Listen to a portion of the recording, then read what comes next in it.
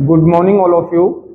आज अपन बिल्कुल से अच्छा सा टॉपिक स्टार्ट करने वाले हैं जो अपना प्रायद्वीपीय भारत का नदी तंत्र पढ़ेंगे, है ना। क्या पढ़ेंगे? प्रायद्वीपीय प्रायद्वीपीय भारत का नदी तंत्र का नदी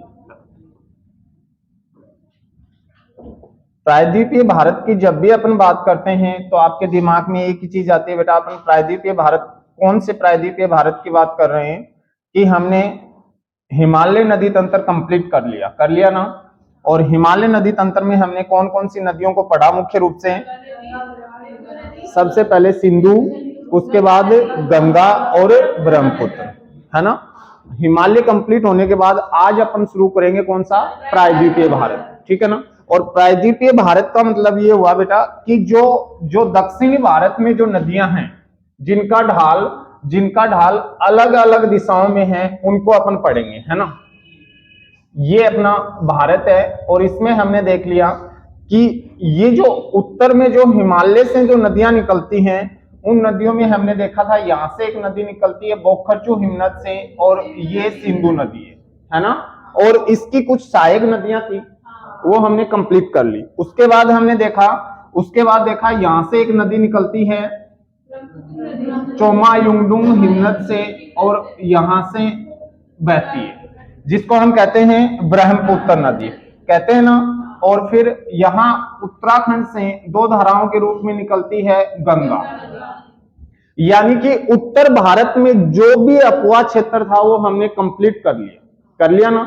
अब देखो, अब हम देखेंगे कि ये जो प्रायद्वीपीय भारत है, इस प्रायद्वीपीय भारत में कौन कौन सी नदियां हैं, ठीक है बेटा, कौन कौन सी नदियां। तो अब देखो यहां से सबसे पहले हमें ध्यान होना चाहिए कि ये जो अपना प्रायद्वीपीय भारत है, इस प्रायद्वीपीय भारत के नदी तंत्र को अपन दो भागों में डिवाइड करते हैं भाई, है ना। अपन क्या करते हैं? दो भागों में डिवाइड करते हैं। पहला अपन करते हैं पूर्व की ओर बहने वाली नदियां। दूसरा अपन पढ़ते हैं पश्चिम की ओर बहने वाली नदियां। पश्चिम की ओर बहने वाली नदियां।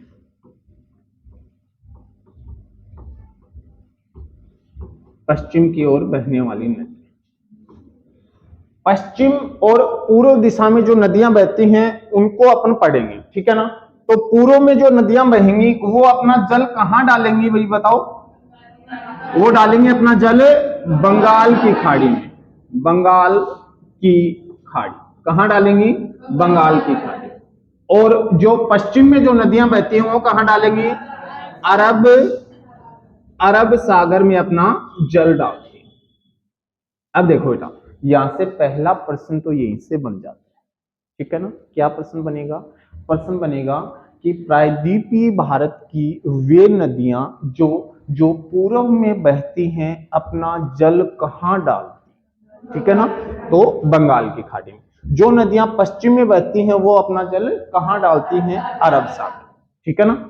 अब देखो सबसे बड़ी बात यह है कि बेटा प्रायद्वीपीय भारत का जो नदी तंत्र है वो हिमालय नदी तंत्र जैसा ही है या कुछ अलग है? भाई सबसे पहली बात तो हमें दिमाग में यही आती है कि सर हमने हिमालय नदी तंत्र पढ़ा है ना, और आज अपन पढ़ रहे हैं प्रायद्वीपीय। लेकिन इनमें कुछ अंतर है क्या? कुछ अंतर है बेटा, अंतर है। कैसे? जब हमने हिमालय नदी तंत्र पढ़ा तो हमने देखा कि सभी जो नदियां हैं उनका उद्गम किसी न किसी ग्लेशियर से होता है, और उन्हें वर्ष भर पानी की उपलब्धता रहती है। यानी कि उन नदियों को अपन कह सकते हैं कि वो नदियां 12मासी नदियां हैं, पूरे 12 महीने बहती है ना। जबकि ये जो प्रायद्वीपीय भारत की नदियां हैं इनका उद्गम किसी भी ग्लेशियर से नहीं होता है, इसका मतलब क्या हुआ कि ये बारहमासी नहीं है, नहीं है ना। ये कहां डिपेंड करती है? वर्षा पर। जितनी अधिक वर्षा होगी उतनी ही ये बहेंगी, ठीक है ना। यानी कि इनको अपन कह सकते हैं कि प्रायद्वीपीय भारत की जो नदियां हैं वो बारहमासी नदियां नहीं है। पहली विशेषता, पहला अंतर। दूसरा अंतर ये है कि जब हमने हिमालय पढ़ा था तो हमने कहा कि ये नवीन वलित पर्वत है, पढ़ा था ना। और हमने ये भी पढ़ा था कि हिमालय की उत्पत्ति कब हुई थी? सीनोजोइक काल में हुई थी ना। और हमने ये कहा कि ये सबसे नवीन वलित पर्वत है, यानी इसका मतलब ये हुआ कि पहले हिमालय बना है और उसके बाद हिमालय से नदियां निकली है ना। तो हिमालय नया है तो नदियां भी नई होंगी, यानी कि जो हिमालय नदी तंत्र था उसकी सारी की सारी नदियां नवीन नदियां हैं। और उनका जो ढाल है वो आज भी तीव्र ढाल वाली नदियां हैं, जवान हैं वो नदियां भी, नवीन है, युवावस्था में है अपनी, ठीक है ना। जबकि जब हम प्रायद्वीपीय भारत को पढ़ते हैं तो हमने जब पढ़ा था, आपको याद होगा, पेंजिया और पैंथालासा पढ़ा था ना। और पेंजिया और पैंथालासा में जब हमने पढ़ा था तो कहा कि पेंजिया दो भागों में टूटा था, है ना, अंगारा लैंड और गोंडवाना लैंड। और गोंडवाना लैंड का भाग है अपना प्रायद्वीपीय भारत, है ना। तो उस समय से यहां नदियां निकली हुई है। और इन नदियों ने क्या किया कि अपनी घाटी जो होती है ना, जहां से ये बहती हैं, अपनी घाटियों को इतना गहरा कर दिया है कि ये समुद्र तल के बराबर हो गई। समझे इस बात को? जैसे मान लो हमें यहां अगर पानी बहाना है तो इधर ऊंचाई रहेगी, पानी नीचे जाएगा, तो जो पानी यहां डालेंगे वो पानी अपनी तली को काटते हुए मिट्टी साथ लेके जाएगा कि नहीं जाएगा? और तीव्र ढाल से जाएगा। लेकिन अगर ये ढाल इस ढाल के बराबर हो जाए, तली कटकर, तो आप पानी डालोगे तो वो उस घाटी से बढ़ेगा तो आगे, लेकिन वो बढ़ेगा धीमी गति से। क्या बढ़ेगा? धीमी गति से।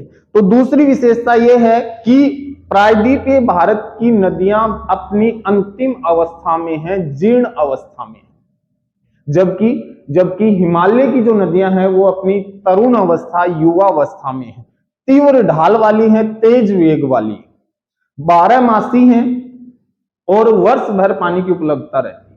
जबकि प्रायद्वीपीय भारत की नदियां ऐसी नहीं है, इन्होंने अपनी घाटी को समुद्र तल के बराबर काट लिया है, ये अपनी धीमी गति से बहती। ठीक है बेटा।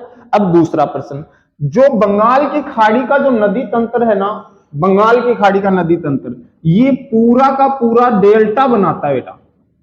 क्या बनाता है? डेल्टा। जबकि पश्चिम की ओर जो नदियां बहती हैं ये सभी नदियां एस्चुरी बनाती हैं। और एस्चुरी को अपन कहते हैं ज्वार नदमुख। क्या कहते हैं? ज्वार नदमुख। इसको बेटा पश्च जल भी कहते हैं। क्या कहते हैं? पश्च जल। याद रखना, सीधा प्रश्न छपेगा, एकदम से सीधा प्रश्न छपेगा, निम्नलिखित में से कौन सी नदियां ज्वार नदमुख बनाती हैं और कौन सी नदियां डेल्टा बनाती हैं? याद रखना, ठीक है ना। तो एक चीज ये है कि जो पूर्व की ओर जो भी नदियां बहेंगी वो क्या बनाएंगी? डेल्टा। और जो पश्चिम में बहेंगी वो क्या बनाएंगी? एस्चुरी। अब आपके दिमाग में होगा सर ये डेल्टा क्या है, ये डेल्टा क्या है, और दूसरा एस्चुरी क्या है? क्या है? एस्चुरी क्या? तो यहां अपन देखते हैं बेटा, समझने वाली चीजें हैं। अगर आप इनको डायरेक्ट, चलो इससे समझते हैं, है ना। देखो बेटा, समझना, हमने यहां पढ़ा है कि यहां एक पर्वत श्रृंखला है जिसे अपन क्या कहते हैं बेटा? अरावली कहते हैं ना। और अरावली से जस्ट नीचे जब अपन बात करते हैं तो यहाँ एक पर्वत श्रृंखला है, यहाँ एक पर्वत श्रृंखला है ना। तो इस श्रृंखला को अपन क्या कहते हैं? विंध्याचल। क्या कहते हैं? विंध्याचल। और इसको क्या कहते हैं? सतपुड़ा श्रेणी कहते हैं और इसको विंध्याचल। ठीक है ना। अब देखो, मैंने आपको बताया था बेटा कि यहां पश्चिमी घाट फैला हुआ है और यहाँ नीलगिरी की पहाड़ियां पूर्वी घाट को जोड़ देती है ना। और नीलगिरी के बाद में यहाँ अन्नामलाई और यहाँ एलाइची है ना, ये पहाड़ियां हैं। अब देखो यहां से एक नदी हमने देखा था कि ये जो सतपुड़ा श्रेणी है 4 भागों में विभक्त है ना, है कि नहीं। और इसमें यहां हमने देखा था कि मैकाल श्रेणी और उससे पहले महादेव है ना। और मैकाल श्रेणी की सबसे ऊंची चोटी कौन सी है? अमरकंटक। और अमरकंटक से एक नदी निकलती है नर्मदा नदी। कौन सी नदी? नर्मदा। अब देखो बेटा, ऊपर विंध्याचल है और नीचे सतपुड़ा, दोनों के बीच से बहती है, तो इसको फैलने का मौका नहीं मिलता कहीं भी। और ये तीव्र गति से बहते हुए जब ये अपना जल यहां खंबात की खाड़ी में डालती है, तो जो अवसाद लाती है ना अपने साथ, वो सारे के सारे अवसाद अरब सागर में डाल देती है। क्या करती है? सारे के सारे अवसाद जलोदक जो होते हैं वो अरब सागर में डाल देती है और तीव्र वेग से एकदम से निकलती है, तीव्र वेग से बहती हुई जाती है। तो जहां अवसाद गिरते हैं वहां का तट कटा फटा हो जाता है और इस कटे फटे तट को अपन कहते हैं एस्चुरी। क्या कहते हैं? इसका मतलब क्या हुआ कि वे नदियां जो कम दूरी तय करती हैं और तीव्र वेग से बहकर अपने साथ लाए गए जलोदकों को समुद्र या सागर में डाल देती है, जिससे जहां जल डालती है वह तट जो है वो कटा फटा हो जाता है। उसको हम क्या कहते हैं? एस्चुरी। इसी को हम क्या कहते हैं? ज्वार नदमुख। क्या कहते हैं भाई? ज्वार नदमुख कहते हैं ना। अब देखो यहां से एक नदी निकलती है नासिक से, त्र्यंबक के पठार से, जिसको हम कहते हैं, क्या कहते हैं? गोदावरी। क्या कहते हैं? गोदावरी। अब ये जो गोदावरी नदी है ये आराम से बहती है। मैंने अभी बताया बेटा कि इसने अपनी तली को काट लिया, तो ये आराम से बहती है और बहती है तो ये क्या करती है कि यहां समुद्र तट के पास आकर फैल जाती है और अपने साथ लाए गए जलोदक जो होते हैं उनको तटों पर जमा कर देती है, जिससे जलोद मैदानों का निर्माण होता है। क्या होता है? जलोद मैदानों का।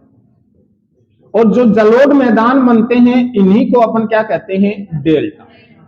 क्या कहते हैं? डेल्टा। इसका मतलब क्या हुआ कि वह नदी जो लंबी दूरी तय करके आती है और धीमी गति से आती है, तो वह अपने साथ लाए गए जलोदकों का जमाव तटों पर कर देती है, जिससे जलोद मैदान निर्मित होते हैं और इन्हें अपन क्या कहते हैं? डेल्टा। तो जो भी नदी बंगाल की खाड़ी में अपना जल डालेगी ना बेटा, वो सारी की सारी डेल्टा बनाएंगी। सीधी सी बात इतनी याद रखनी। और जो भी नदी अरब सागर में अपना जल डालेंगी वो सारी की सारी एस्चुरी बनाएंगी ना। कोई डाउट है? यहां तक कोई डाउट नहीं है। तो सबसे पहले हेडिंग डाल लो बेटा, आपने हेडिंग डालो सबसे पहले, प्रायद्वीपीय भारत का नदी तंत्र, है ना। प्रायद्वीपीय भारत का नदी तंत्र, प्रायद्वीपीय भारत का नदी तंत्र, है ना। प्रायद्वीपीय भारत का नदी तंत्र। और सेम ऐसे ही डायग्राम बना लो। पूर्व की और बहने वाली नदियां बंगाल की खाड़ी में जल डालती हैं और डेल्टा बनाती हैं। पश्चिम की ओर बहने वाली नदियां अरब सागर में अपना जल डालती हैं और एस्चुरी या पश्च जल या ज्वार नदमुख का निर्माण करती हैं। और इनके नीचे जगह खाली छोड़ देना भाई, है ना। दोनों साइडों में जगह खाली छोड़ देना, ठीक है। क्योंकि अपन ये भी लिखेंगे साथ में कि कौन कौन सी नदियां हैं, क्योंकि यहां से ब्रीफिंग में ही समझ आ जाएगा कि अपने को कौन सी नदियां इधर पढ़नी है, कौन सी नदियां पूर्व में, कौन सी पश्चिम में, ठीक है ना। तो पूर्व की ओर जो नदियां बहती हैं उनमें सबसे पहले बताओ कौन सी बहती है? सबसे पहले बहती है बेटा स्वर्ण रेखा। कौन सी है? स्वर्ण रेखा नदी। उसके बाद ब्राह्मणी नदी, ब्राह्मणी नदी। उसके बाद ब्राह्मणी के बाद यहां बहती है महानदी, महानदी। उसके बाद गोदावरी। कौन सी है? गोदावरी नदी। गोदावरी के बाद कृष्णा नदी, कौन सी है? कृष्णा नदी। और कृष्णा के बाद एक है बेटा पेनार और एक है पलार। कौन सी है? पेनार और पलार नदी। पेनार और पलार नदी, ठीक है भाई, पेनार नदी और पलार नदी, ठीक है। इसके बाद इसके नीचे लिखना है कावेरी नदी, कावेरी, ठीक है ना, कावेरी। और कावेरी के बाद है वेंगई, वेंगई नदी, वेंगई नदी। और वेंगई के बाद है ताम्रपर्णी नदी, ताम्रपर्णी नदी। और मैंने नोट करवाया था बेटा, ताम्रपर्णी भारत की सबसे दक्षिणी नदी, मतलब लास्ट पहुंच गए, है ना, है ना, ये लिखा है ना, पूर्व की ओर बहने वाली नदी, है ना, पूर्व की ओर बहने वाली नदी, पूर्व की ओर बहने वाली नदी,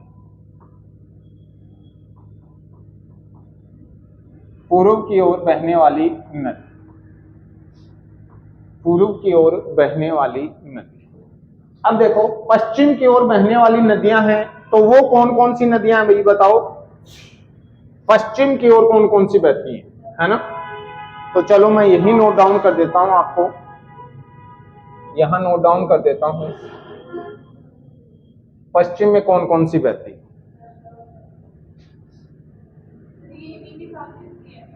जी, इसी के नीचे कर्म से लिखना है, यहां से कर्म से, है ना, क्योंकि दिमाग में एक इमेज बनती है बेटा इससे कि अपने को कौन कौन सी नदियां पढ़नी है, और कौन कौन से एग्जाम में सीधा प्रश्न आ जाता है इनमें से कि कौन सी नदी पूर्व में बहती है, कौन सी पश्चिम में, तीन में से एक नदी अलग डाल देगा, ठीक है ना। तो पश्चिम की ओर बहने वाली नदियों में यहां नोट डाउन कर रहा हूं मैं। तो पहली नदी है नर्मदा। कौन सी है? नर्मदा, नर्मदा नदी। दूसरी है ताप्ती, फिर है माही, माही, फिर है साबरमती। कौन सी है? साबरमती। माही के बाद अपन पढ़ेंगे, किसको पढ़ेंगे? साबरमती को, साबरमती। और साबरमती के बाद हमने देखा था मांडवी नदी, है ना, मांडवी, जुआरी, मांडवी है, जुआरी नदी है, शरावती नदी है, शरावती नदी है, और पेरियार नदी है। कौन सी है? पेरियार नदी, पेरियार नदी, ठीक है ना। नर्मदा नदी, ताप्ती नदी, माही नदी, साबरमती, मांडवी, जुआरी, शरावती और पेरियार नदी। इन नदियों को अपन पढ़ेंगे पश्चिम में, और इन नदियों को अपन पढ़ेंगे पूर्व में, ठीक है ना। अब हेडिंग डालो, सबसे पहले नोट डाउन कर लो एस्चुरी। एस्चुरी क्या होती है ना, नोट डाउन करो बेटा।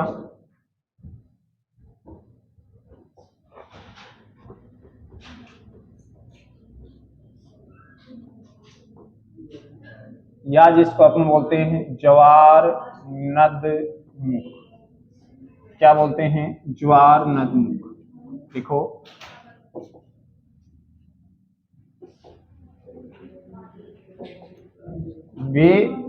वे नदियां जो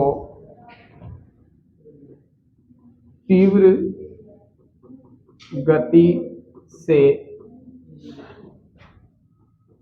बहकर अपने साथ लाए गए जलोढ़कों का जमाव, जलोढ़कों का जमाव, जलोढ़कों का जमाव सागर में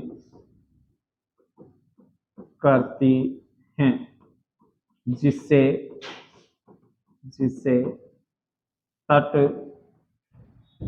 दंतुरित हो जाता है। इसे ज्वार नदमुख, इसे ज्वार नदमुख कहा जाता। क्या कहा जाता है भाई? ज्वार नदमुख कहा जाता है। ठीक है ना। अगर आप डायग्राम बनाओ बेटा तो यहाँ एक डायग्राम बना लो जिससे आपको समझ रहेगा कि यहाँ से एक नदी बहती है नर्मदा, और वो नर्मदा नदी यहाँ आकर अपना जल डालती है और इस भाग में इस तट को विच्छिन्न करती है। इसको अपन क्या कहते हैं? एस्चुरी। क्या कहते हैं? एस्चुरी। ठीक है ना। इसको अपन क्या कहते हैं? एस्चुरी। हाँ, जलोढ़कों का जमाव। वे नदियां जो तीव्र गति से बहकर अपने साथ लाए गए जलोढ़कों का जमाव सागर में करती हैं, है ना, सागर में करती हैं, जिससे तट दंतुरित हो जाता है। इसे ज्वार नदमुख कहा जाता है। क्या कहा जाता है भाई? ज्वार नदमुख कहा जाता है ना, ज्वार नदमुख कहा जाता है। नर्मदा नदी कौन सी नदी है भाई? नर्मदा नदी। ठीक है, नर्मदा नदी बन गया, है ना, नर्मदा नदी। अब हेडिंग डालो बेटा डेल्टा, है ना, हेडिंग डालो डेल्टा। डेल्टा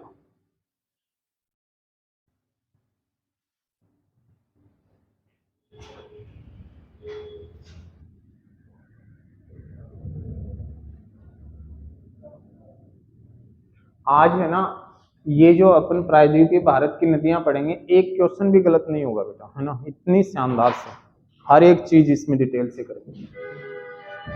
और जब ये टॉपिक पूरा हो जाएगा ना, उसके बाद अपन एक टेस्ट रखेंगे, उसमें देखना जितने भी आज तक एग्जाम में क्वेश्चन आए ना, वो आपको सारे समझ आ जाएंगे कैसे क्वेश्चन कैसे आते हैं, है ना। फिर लास्ट में अपन इनकी एक ब्रीफिंग भी करेंगे कंप्लीट। ठीक है, चलो बेटा लिखो डेल्टा।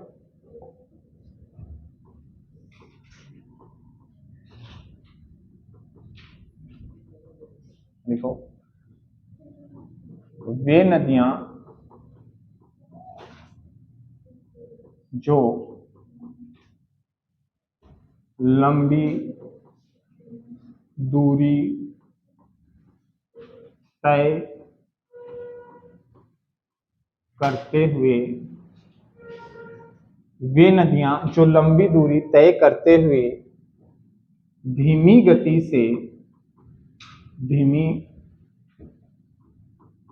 गति से आगे बढ़कर अपने साथ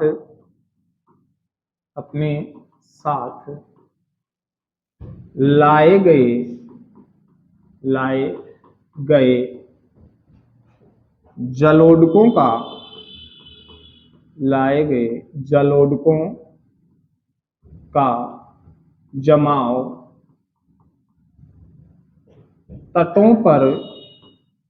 तटों पर कर देती हैं, जिससे जलोढ़ मैदानों का निर्माण होता है। जलोढ़ मैदानों का निर्माण होता है, जिससे जलोढ़ मैदानों का क्या होता है बेटा? निर्माण होता है। इन्हें या फिर सीधा यहां से लिखो, नीचे लिख लो, सर्वप्रथम डेल्टा शब्द का प्रयोग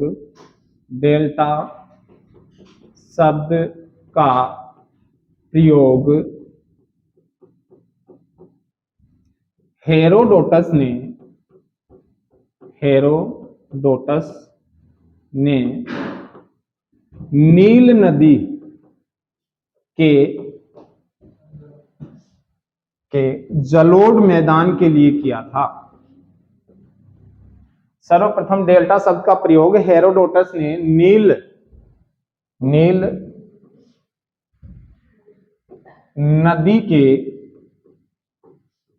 नदी के जलोढ़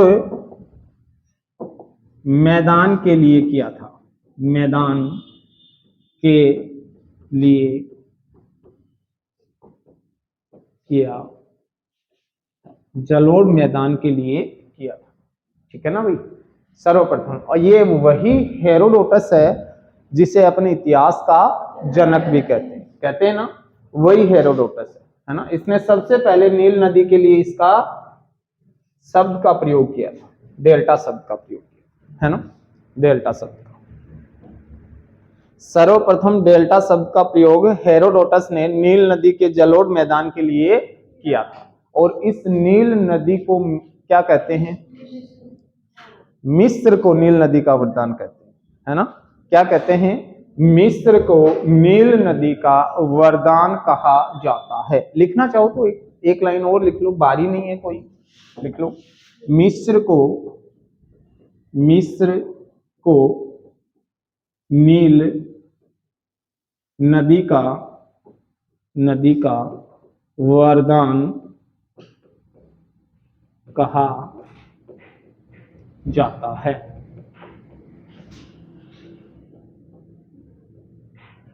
क्योंकि एग्जाम में ये कोई नहीं देखता बेटा कि आपने कितनी मेहनत की है, क्वेश्चन सही होना चाहिए। हो सकता है यही क्वेश्चन आ जाए, नील नदी का वरदान, है ना। तो एक लाइन अपनी यहां लिख लेंगे, कोई बारी नहीं है। ठीक है, अब लिखो। अब बताओ कौन सी पढ़े पहले?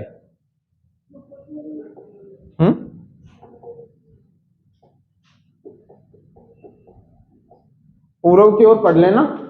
चलो हेडिंग डाल दो, पूर्व की ओर बहने वाली नदियां। क्या हेडिंग डालनी है? पूर्व की ओर बहने वाली नदी, पूर्व की ओर बहने वाली नदी। अब बड़े ध्यान से एक बात को यहां समझना भैया, एक बार बड़े ध्यान से समझना, है ना। अगर यहां आपने बड़े आराम से इस बात को समझ लिया तो आपको कहीं दिक्कत नहीं होगी, कोई भी, है ना। अपनी पेन को एक बार बंद कर लो, ठीक है, समझो। यहां हमने देखा था बेटा, उत्तराखंड से हमारे दो धाराएं निकलती हैं जिसको हम अलकनंदा और भागीरथी कहते हैं ना। देवप्रयाग से मिलकर ये आगे बढ़ती है उत्तराखंड, उत्तर प्रदेश, बिहार, झारखंड और पश्चिमी बंगाल। इसे अपन क्या कहते हैं? गंगा कहते हैं ना। अब आ जाओ, फिर हमने देखा यहां एक हिमनद है, चोमा युंगडुंग, है ना, तिब्बत में है, जहां से एक नदी निकलती है जिसे हम कहते हैं ब्रह्मपुत्र नदी। क्या कहते हैं? ब्रह्मपुत्र कहते हैं ना। इसे तिब्बत में सांगपो, चीन में यारलंग-जांगपो और अरुणाचल प्रदेश में दिहांग, असम में ब्रह्मपुत्र, बांग्लादेश में जमुना और पद्मा और जमुना जहां मिलती है उसे क्या कहते हैं? मेघना। क्या कहते हैं भाई? मेघना। यहां तक किसी को कोई समस्या है क्या? ये हो गई कौन सी? मेघना। ये क्या हो गई? मेघना। और ये मेघना सुंदरवन डेल्टा का निर्माण करती है, कोई इश्यू नहीं है। चलो अब आ जाओ, यहां हमने देखा था बोखरचू हिमनद से एक नदी निकलती है, सिंधु नदी, और कहां अपना जल डालती है? अरब सागर डालती है ना। और इसी के किनारे कराची शहर बसा हुआ। फिर देखो इसकी कुछ सहायक नदियां देखी थी ना अपन ने, कौन कौन सी? चलो बताओ। सबसे पहले झेलम, फिर चेनाब, फिर रावी और व्यास और सतलुज। और ये सारी की सारी अपना जल मिठान कोट में डाल देती है। कहां डालती है? मिठान कोट में डालती है ना। समझना बेटा, आराम से समझना इस चीज को। फिर हमने यहां देखा कि गंगा की एक सहायक है, सबसे लंबी सहायक, जिसको हम क्या कहते हैं? यमुना, है ना। और यमुना की सहायक है कौन सी है? चंबल। और चंबल की सहायक कौन सी है? बनास। और इसी की एक सहायक है शिप्रा, है ना। और फिर इसी के साथ यमुना की कुछ सहायक नदियां और भी हैं, है ना, सिंध, बेतवा, केल। फिर हमारी गंगा की कुछ सहायक नदियां हैं, टोंस, करमनासा, पुनपुन, है कि नहीं, है ना। और यहां से अमरकंटक की पहाड़ियों से सोन है ना। यहां से कौन कौन सी है, रामगंगा, गोमती, घाघरा, गंडक, कोसी और महानंदा। और कौन सी है, यहां महानंदा। यहां तक देख लिया। अब देखो यहां हमने देखा था बेटा कि जैसे ही ये वेस्ट बंगाल में आती है दो धाराओं में बढ़ जाती है, जिसे हम एक हुगली कहते हैं ना। और हुगली में एक नदी आकर मिलती है, कौन सी, यहां दामोदर, दामोदर मिलती है ना। और दामोदर में एक नदी मिलती है बाराकर। यहां तक क्लियर था अपना काम, कोई इश्यू नहीं है। अब आ जाओ, अब देखो इसके जस्ट नीचे छोटा नागपुर के पठार से, है ना, छोटा नागपुर के पठार से, इसको मैं इरेज कर देता हूं, ये केवल आपको याद दिलाने के लिए मैंने बताया है, ये समझ आ जाए कि हाँ ये चीजें इस प्रकार से चल रही है ना, आपको समझ रहे कि अपन क्या पढ़ रहे हैं, क्योंकि समझ ही नहीं होगा तो फिर पढ़ोगे क्या। चलो आ जाओ, यहां से एक छोटा नागपुर के पठार से एक नदी निकलती है जिसे अपन कहते हैं स्वर्ण रेखा। क्या कहते हैं, स्वर्ण रेखा। छोटा नागपुर का पठार दो भागों में है, हजारीबाग का और रांची का। रांची के पठार से कौन सी निकलती है, स्वर्ण रेखा। फिर उसी के जस्ट नीचे छोटा नागपुर के पठार से निकलती है ब्राह्मणी। कौन सी निकलती है, ब्राह्मणी। उसके बाद यहां हम बोलते हैं जिसको मैकाल की पहाड़ी, छत्तीसगढ़ में है ना। और यहां से एक नदी निकलती है महानदी। कौन सी निकलती है, महानदी। और महानदी के बाद यहां त्र्यंबक के पठार से एक नदी निकलती है गोदावरी। कौन सी निकलती है, गोदावरी। उसके बाद यहां हमने देखा महाबलेश्वर से कृष्णा निकलती है ना। और फिर नंदीगढ़ की पहाड़ियां हैं, वहां से पेनार और पलार, ठीक है ना। फिर ब्रह्मगिरी की पहाड़ियों से एक नदी निकलती है कावेरी। कौन सी निकलती है, कावेरी। और फिर वर्षानंद की पहाड़ियों से वेगई नदी निकलती है। और सबसे अंत में हमने देखा था कि अगस्त मलाई की पहाड़ियों से ताम्रपर्णी नदी निकलती है ना। तो हमने देख लिया, क्रम से अपन नोट कर सकते हैं इनको आराम से। तो अब देखो ये इधर से कौन सी हो गई, ये सारी की सारी जो नदियां हैं ये जल अपना कहां डाल रही हैं, बंगाल की खाड़ी में पूर्व की ओर डाल रही है ना। अब आ जाओ, यहां से एक नदी है, यहां से एक नदी है नर्मदा नदी, फिर ताप्ती नदी, उसके बाद में मांडवी, जुआरी, शरावती और पेरियार नदी। ये अपना भारत का अपवाद, बिल्कुल छोटा सा है ना बिल्कुल छोटा सा है ना। तो अब देखो सुंदर सा एक डायग्राम बना लो, सुंदर सा एक डायग्राम बना लो, है ना। कॉपियां भर गई,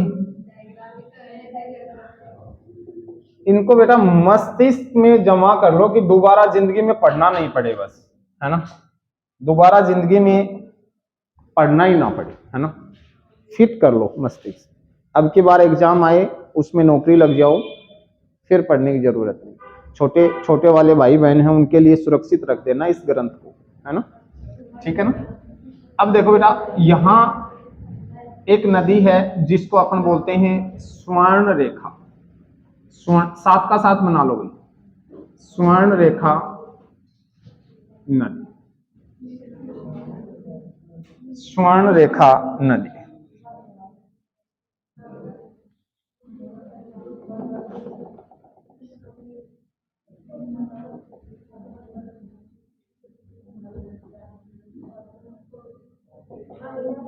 जल्दी जल्दी बनाओ भाई, है ना, वरना अपने जो कोई ये जो नदी है इसको अपन कहते हैं ब्राह्मणी। मैं लिख दूंगा, सबके नाम लिख दूंगा, है ना, आप डायग्राम बनाते जाओ बस। फिर यहां महानदी, महानदी के बाद में कौन सी है, गोदावरी, गोदावरी के बाद कौन है, कृष्णा, कृष्णा के बाद में पेनार, पलार, फिर कौन है, कावेरी, और फिर है वेंगई, और लास्ट में कौन है, ताम्रपर्णी। कौन है, ताम्रपर्णी, है ना। ये क्रम भी याद रखना बेटा, उत्तर से दक्षिण, है ना। ये क्रम भी आपको याद रखना है। ये जो है इसे अपन बोलते हैं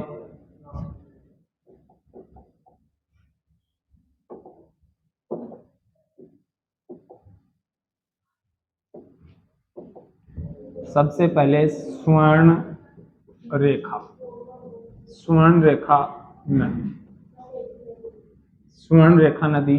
दूसरी है ब्राह्मणी, ब्राह्मणी नदी। तीसरी है महानदी। फिर है गोदावरी, गोदावरी। फिर है कृष्णा, कृष्णा नदी। और कृष्णा के बाद में पेनार और पलार। पेनार और पलार दोनों एक जगह से निकलती हैं भाई, है ना। हाँ, फिर ये है कावेरी, ब्रह्मगिरी की पहाड़ियां कर्नाटक से निकलती हैं। वेंगई नदी है जो कि वर्षानंद की पहाड़ी से निकलती है, वेंगई, वेंगई नदी। और ये वही वेंगई नदी है जिसके किनारे मदुरई शहर बसा हुआ है ना। हाँ, मीनाक्षी मंदिर, बिल्कुल बिल्कुल। और लास्ट जो है ये है अपनी ताम्रपर्णी, ताम्रपर्णी नदी। क्या हो गया, ताम्रपर्णी नदी, ठीक है, ताम्रपर्णी नदी, ताम्रपर्णी नदी। बंद हो गए, क्लास पूरी हो गई फिर, है ना।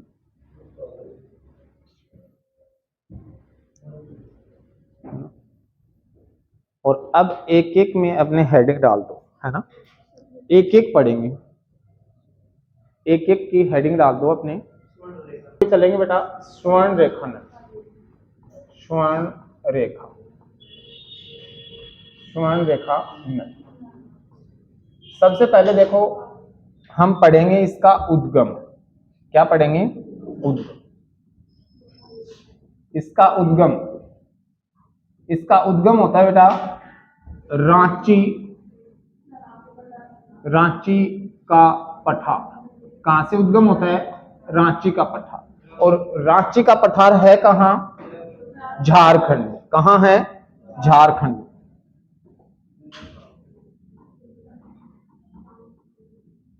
झारखंड, रांची का पठार झारखंड। और इसका परवाह क्षेत्र, इसका परवाह क्षेत्र, परवाह क्षेत्र। और परवाह क्षेत्र की जब अपन बात करते हैं तो ये झारखंड, झारखंड में बहती है। और झारखंड के बाद बताओ कहां बहेगी, झारखंड के बाद पश्चिम बंगाल या उड़ीसा, उड़ीसा। कहां बहती है, उड़ीसा।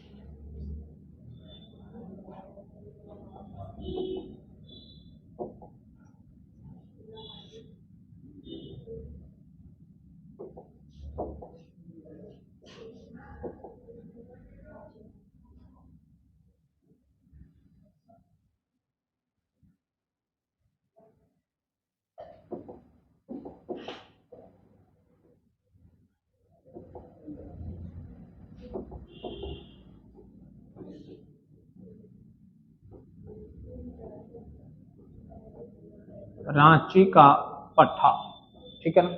और यहां से केवल एक ही प्रश्न अच्छा है। यहां इसके किनारे एक शहर है जिसको अपन बोलते हैं जमशेदपुर। और इसी जमशेदपुर में भारत का पहला इस्पात उद्योग रखा था TISCO TISCO Tata iron and steel corporation. ठीक है ना। तो अच्छा प्रश्न है बेटा। सीधा प्रश्न आ जाता है कि जमशेदपुर शहर किस नदी के किनारे बसा हुआ है? क्या बताओगे? स्वर्णरेखा नदी के। ठीक है ना। या प्रश्न आ जाए कि टिस्को को जल आपूर्ति कौन सी नदी से की जाती है? तो आपको बताना है स्वर्णरेखा नदी। ठीक है ना। स्वर्णरेखा नदी नोट कर लिया। अगली नदी बोलो। सेकंड नंबर है ब्राह्मणी नदी। ब्राह्मणी नदी। ब्राह्मणी नदी। और ब्राह्मणी नदी में बताओ इसका उद्गम कहां से होता है?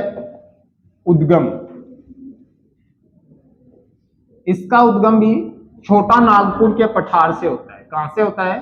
छोटा नागपुर का पठार।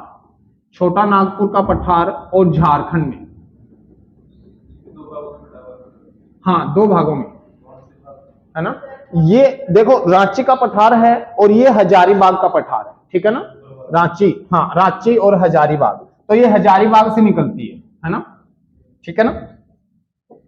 उसके बाद इसका प्रवाह क्षेत्र देखेंगे तो बताओ कौन सा होगा? प्रवाह क्षेत्र। प्रवाह क्षेत्र। और इसका प्रवाह क्षेत्र जो है वो क्या होगा बताओ? झारखंड और उड़ीसा। झारखंड और उड़ीसा।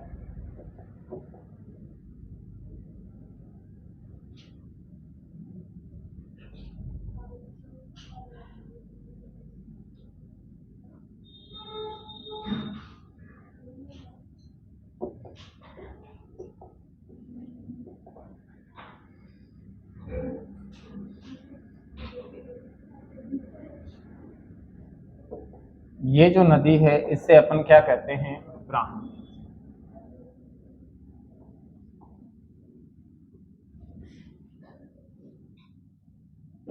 उद्गम कहां से होता है? छोटा नागपुर का पठार। और इसकी विशेषता ये है कि ये जब उड़ीसा में बंगाल की खाड़ी में अपना जल डालती है ना, वह स्थल है क्योंझर। क्या है? क्योंझर। क्योंझर क्योंझर क्योंझर उड़ीसा के समीप अपना जल बंगाल की खाड़ी में डालती है। और ये जो क्योंझर है ना, क्योंझर ये प्रसिद्ध है भाई किसी चीज के लिए, है क्या? क्योंझर ये है मैंगनीज के लिए। हाँ, तो लिखना चाहो तो क्योंझर मैंगनीज नोट कर लो बेटा, है ना। क्योंझर मैंगनीज। चलो लिखो। अगला लिखते हैं महानदी।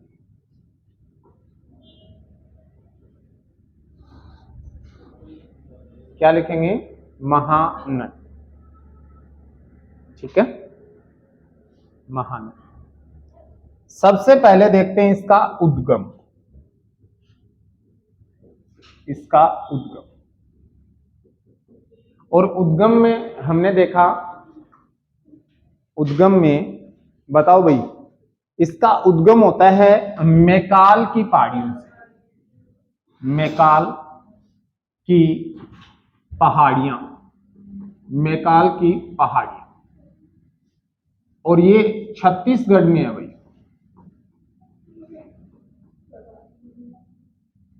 छत्तीसगढ़ से, मैकाल की पहाड़ियां छत्तीसगढ़ की।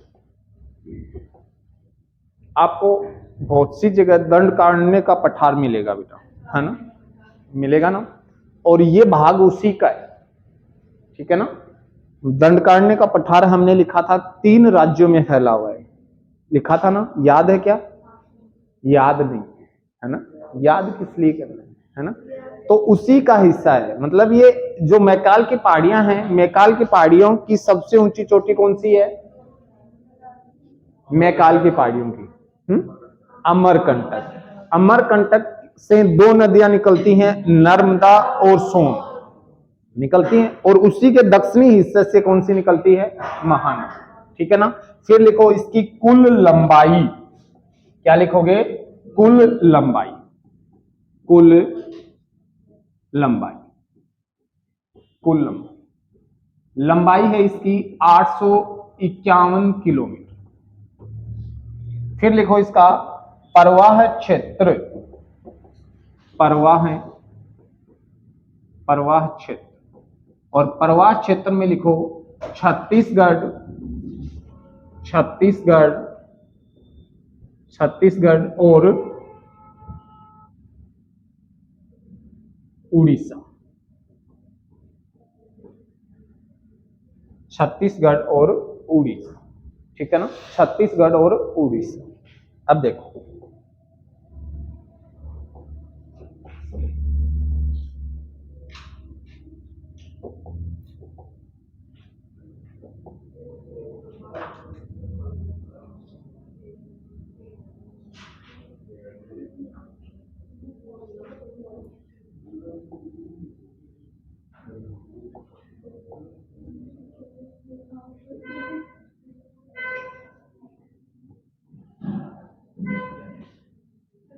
मैकाल की पहाड़ियां, मैकाल की पहाड़ियां छत्तीसगढ़,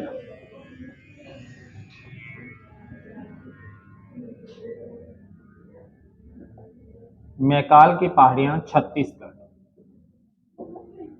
और फिर इसी के सहारे उड़ीसा में एक स्थल है कटक। कौन सा है? कटक। कौन सा स्थल है? कटक। और इसी पर उड़ीसा में एक बांध बनाया गया, याद है क्या? हीराकुंड बांध। कौन सा बांध है? हीराकुंड। यहां एक बांध है हीराकुंड। कौन सा बांध है? हीराकुंड बांध। और ये जो हीराकुंड बांध है, इसकी लंबाई है 4.8 किलोमीटर, 4.8 किलोमीटर हीराकुंड बांध की लंबाई है, ठीक है ना। कहां है? उड़ीसा।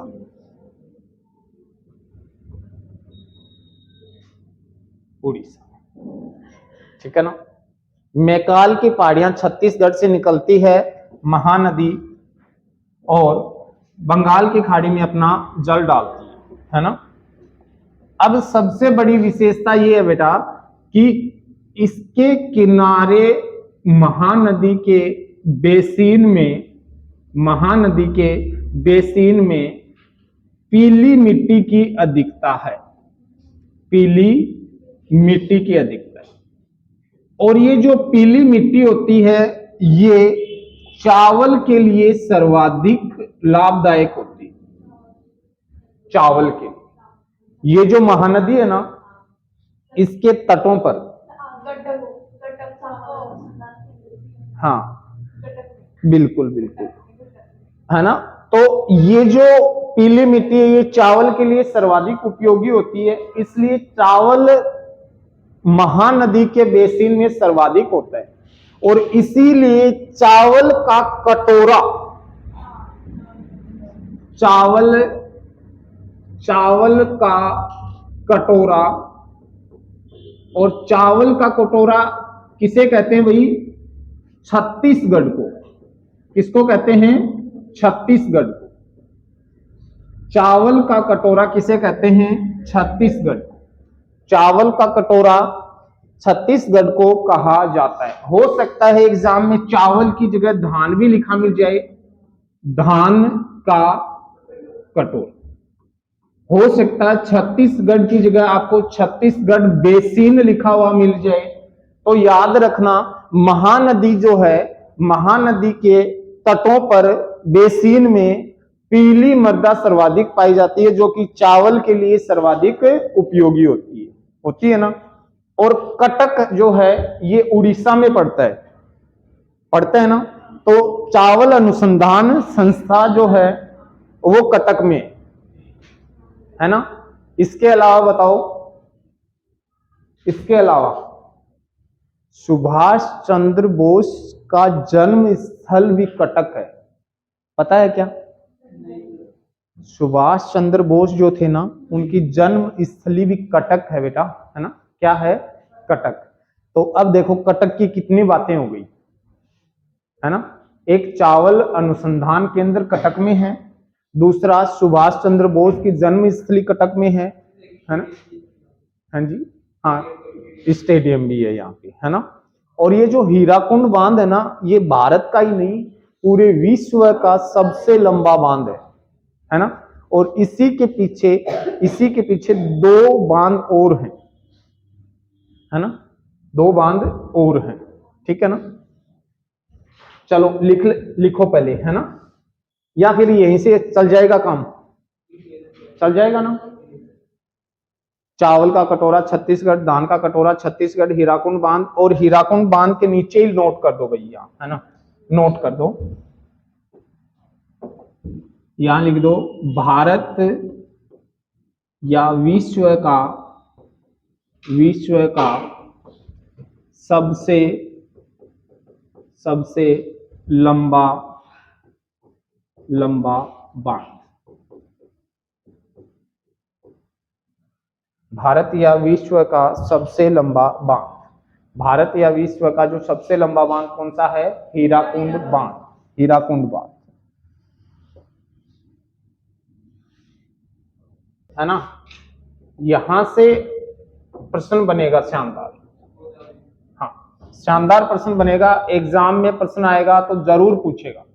गोदावरी नदी, गोदावरी नदी,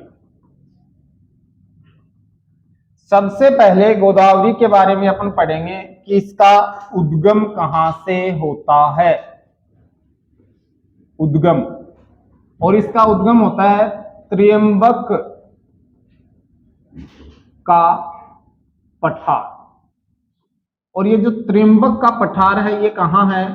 महाराष्ट्र में। कहां है? महाराष्ट्र।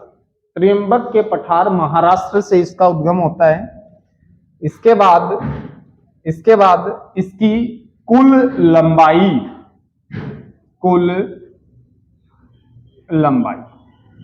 इसकी कुल लंबाई, और इसकी कुल लंबाई है 1465 किलोमीटर। फिर लिखो परवाह क्षेत्र, इसका परवाह क्षेत्र, और इसका प्रवाह क्षेत्र कौन कौन सा है?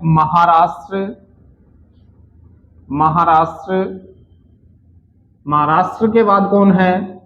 तेलंगाना और आंध्र प्रदेश,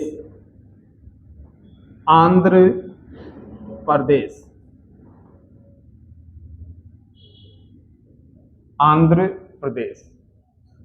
महाराष्ट्र, तेलंगाना और आंध्र प्रदेश, महाराष्ट्र, तेलंगाना और आंध्र प्रदेश, है ना।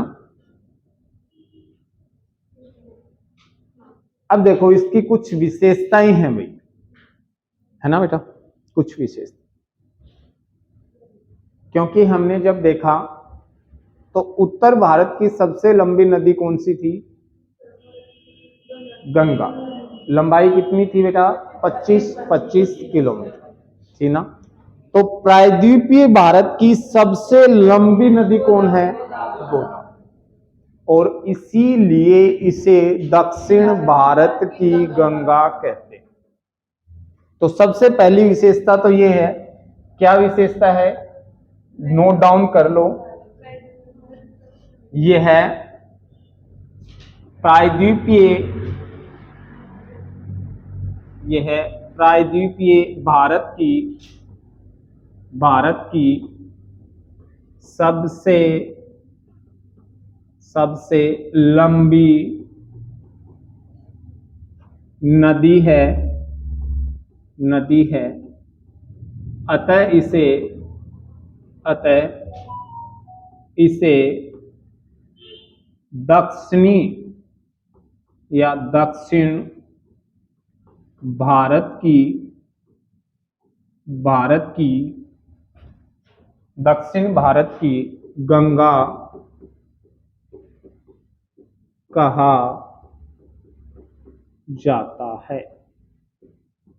क्या कहा जाता है, दक्षिण भारत की गंगा, ठीक है ना। अब देखो बेटा, आपने खूब पढ़ा है, दक्षिणी गंगा कावेरी को भी कहते हैं ना। अब शब्दों को समझना, सबसे लंबी होने के कारण इसे दक्षिणी भारत की गंगा कहते हैं, और उसे कहते हैं बेटा पवित्रता और उपयोग के आधार पर दक्षिणी गंगा। दोनों बातें अलग है, दक्षिणी गंगा और दक्षिणी भारत की गंगा अलग है दोनों, ठीक है। दूसरी बात लिखो, क्या लिखोगे बताओ, आयु में सबसे पुरानी होने के कारण, आयु में सबसे बड़ी होने के कारण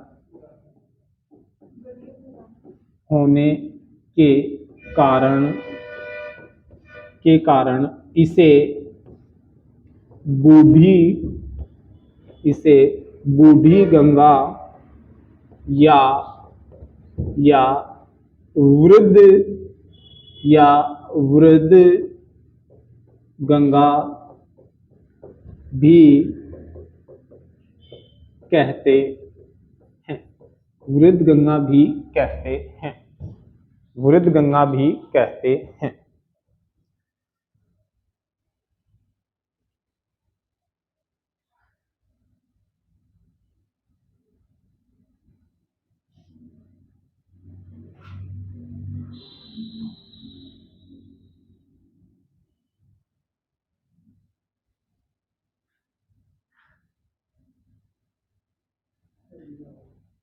ओके, चलो नोट डाउन करो। सहायक नदियां, गोदावरी की सहायक नदियां, गोदावरी की सहायक नदी, गोदावरी की सहायक नदी, गोदावरी की सहायक नदी।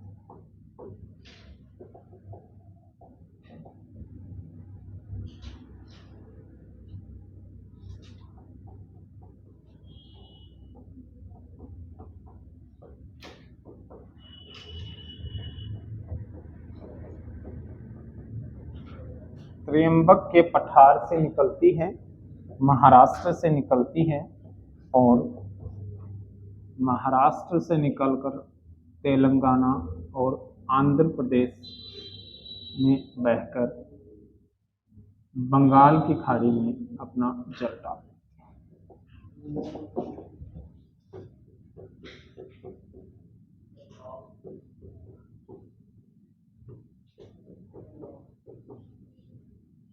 कुल लंबाई कितनी है, 1465, ठीक है। अब देखो बेटा, यहां इसमें अगर इसकी बात करता हूं तो ये जब चलेगी तो इसका दायां तट नीचे की ओर होगा ना। तो दाएं तट पर एक नदी मिलती है जिसको अपन कहते हैं मंजरा नदी। क्या कहते हैं, मंजरा नदी, है ना। और इस मंजरा नदी पर एक बांध बना हुआ है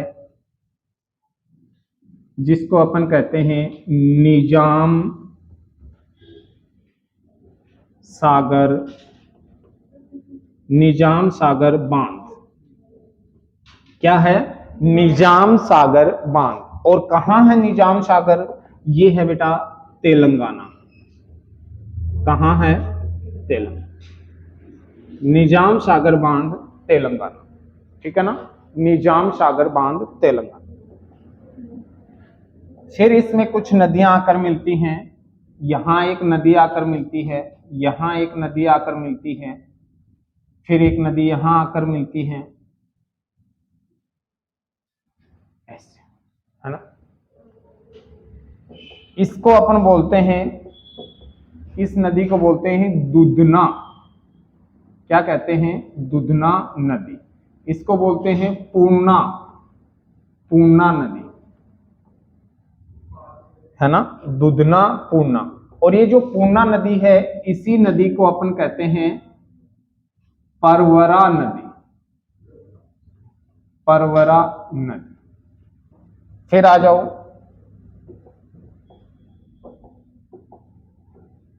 फिर इसे कहते हैं प्राणहिता नदी, प्राणहिता नदी।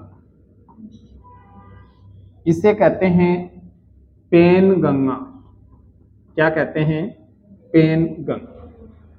और फिर इसे कहते हैं अपन इंद्रावती। क्या कहते हैं? इंद्रावती। यहां महाराष्ट्र में एक बांध बना हुआ है, इस बांध को अपन कहते हैं, इस बांध को कहते हैं, ये जो बांध है इसे कहते हैं जायकवाड़ी बांध। क्या कहते हैं? जायकवाड़ी बांध, जायकवाड़ी बांध। और ये जायकवाड़ी बांध कहां है?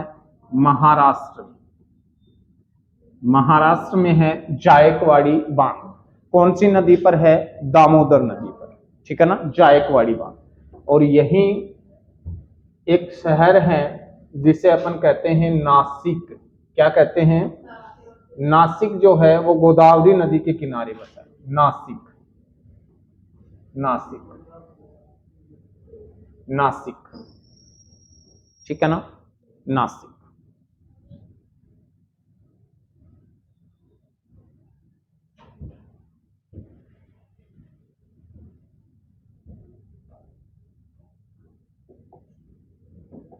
और यहां एक परियोजना है जिसे अपन कहते हैं, और यहां एक परियोजना है,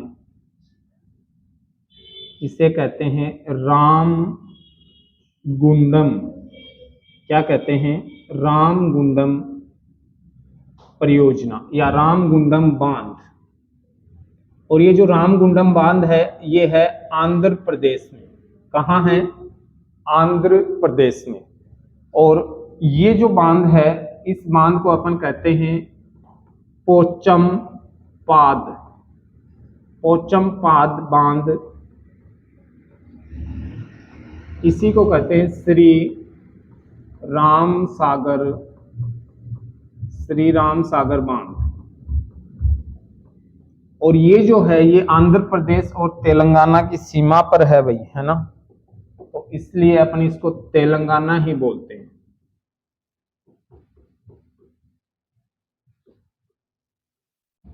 तेलंगाना, ठीक है?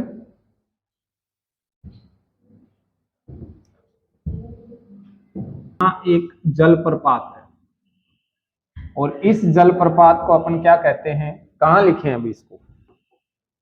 इसको भी सेट कर दें यहां, चित्रकूट, चित्रकूट जल प्रपात। और ये जो चित्रकूट जलप्रपात है इसी को अपन क्या कहते हैं? भारत का, भारत का, इसी चित्रकूट को कहते हैं भारत का मिनी नियाग्रा, भारत का मिनी नियाग्रा, भारत का मिनी नियाग्रा जल प्रपात। चलो मुझे ये बता दो नियाग्रा जलप्रपात है कहां?